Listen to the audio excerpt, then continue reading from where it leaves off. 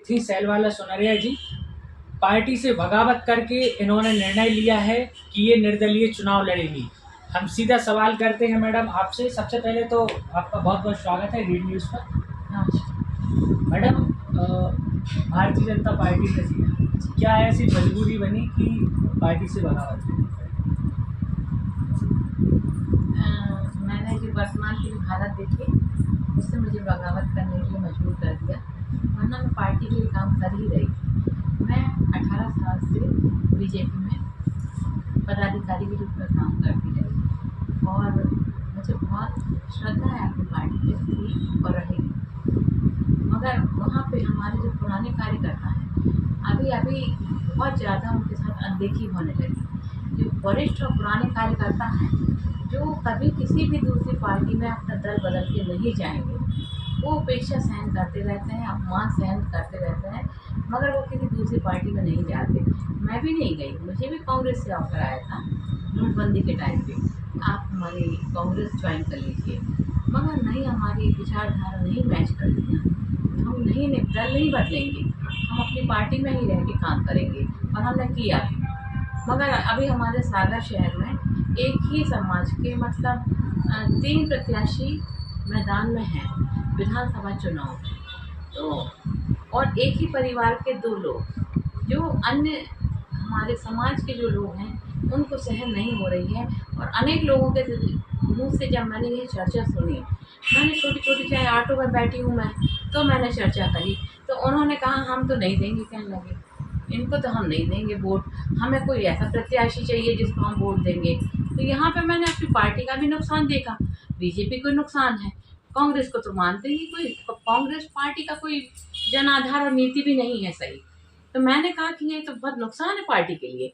और क्यों होता है कि आप एक ही परिवार के 2 लोग कभी भी जनता को 1-2 बार बहला सकते हो, आप हमेशा नहीं बहला सकते कि हमें पार्टी ने हमें टिकट दे दिया, परिवार को टिकट दे दिया और हमारे परिवार में बुराई है और हम एक नहीं है, जबकि ये बात बिल्कुल सरासर झूठ है, बिल्कुल झूठ है। एक ही परिवार है, कोई बुराई नहीं है, मगर मकसद ये है कि अगर कोई भी टिकट आता है, चाहे वो महापौर का हो, चाहे वो विधायक का हो, मेरे ही घर आना चाहिए। नहीं, ये गलत बात है। ये अन्य पार्टियों के कार्यकर्ताओं को हताश करने वाली बात है।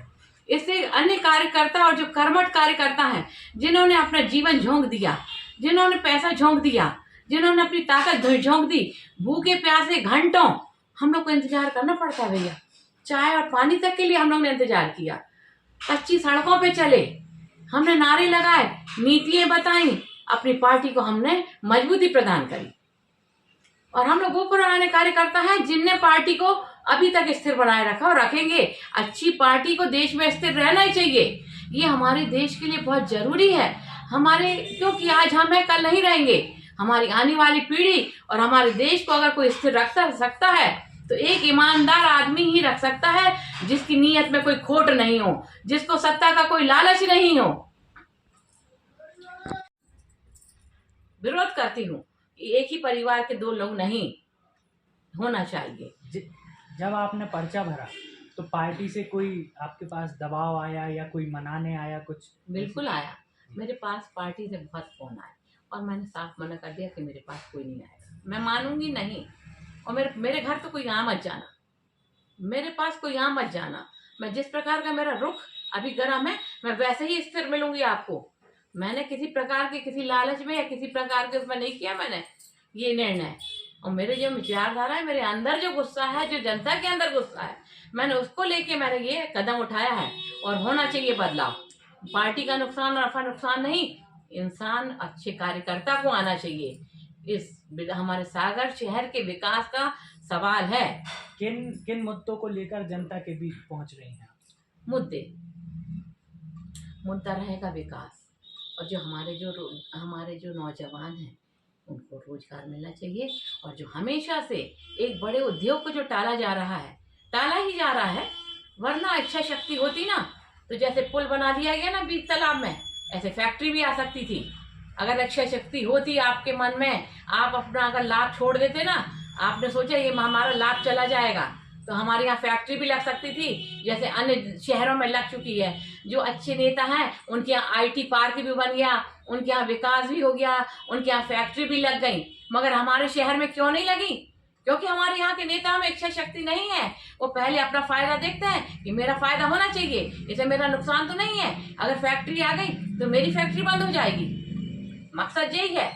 मैं बहुत जोर से जैसे अभी आपसे बोल रही हूँ ना, मेरा मकसद यही रहेगा कि एक फैक्ट्री लगाई जाए जिसमें कमजोर वर्ग को काम मिले, और थोड़े नहीं बहुत बड़े वर्ग को मिलना चाहिए कार्य, तो बेरोजगारी दूर होगी। सागर विधानसभा की जनता आखिर सैल वाला सुनरिया को ही क्यों चुने? क्योंकि शैल वाला बहुत मध्यम वर्ग से आती है, वो बहुत बड़े परिवार के धनाढ़ किसी इंडस्ट्री से नहीं आती है, वो एक सामान्य वर्ग से आती है। उसने सामान्य वर्ग का दुख जानती है, वो कमियों को जानती है, वो अभावों को भी जानती है, और मैं अन्य लोगों को भी जानती हूँ। क्योंकि मैंने, अगर जैसे नल नहीं आ रहा है, कई कई दिन तक बिजली जा रही है घंटों से, जो हमें मिलना चाहिए था, जो अभी नहीं जाना चाहिए, और अन्य जो सुविधाएं होती हैं, जो जनता को जो दिक्कत आती है, तो वो जो दिक्कत बंद होना चाहिए। मैंने थानों का हाल देखा है, मैंने अस्पतालों का हाल देखा है, मैंने देखा है सब लोग बैठे हैं और जनता परेशान हो रही है। आप उनके इलाज के लिए बैठे हैं, आप डिलीवरी के लिए तड़प रहे हैं, और वो कह रही है ये करके लाओ, वो करके लाओ, पैसे दो और जब काम होगा आपका। ये बिल्कुल सत्य है, इसमें झूठ कहीं नहीं है। जब आप उनको, सरकारी कर्मचारियों को पैसे दोगे, जब वो काम करेंगे, अरे ये सिस्टम बंद होना चाहिए। आपको वो तनख्वाह मिलती है कि आप तो उसका उपयोग नहीं कर पाओगे, इतनी बड़ी तनख्वाह दे रही है हमारी सरकार। तो एक एक कर्मचारी यहाँ पे इतने से लाभ के लिए हम जनता को परेशान करते हैं, और बिना पैसे दिए कहीं काम नहीं हो रहा है। अगर जनता आपको चुनती है तो सबसे पहला मुद्दा आपका क्या रहेगा? आप क्या करेंगे विकास के लिए सागर के? मेरा तो वही है कि रोजगार मिलना चाहिए। हमारे यहाँ के अच्छे बच्चे पलायन कर रहे हैं। मेरे घर का खुद बच्चा एक बाहर विदेश चला गया, अब वो यहाँ आएगा तो उसको क्या अच्छा लगेगा? जो ने सुविधाएं देख ली अन्य शहरों की, और अच्छे बड़े बड़े घरों के बच्चे बाहर चले गए, और बहुत प्रतिभाशाली है वो, मगर उनको प्रेम है अपने अपने, क्योंकि जो मातृभूमि होती है उससे सबको लगाव होता है।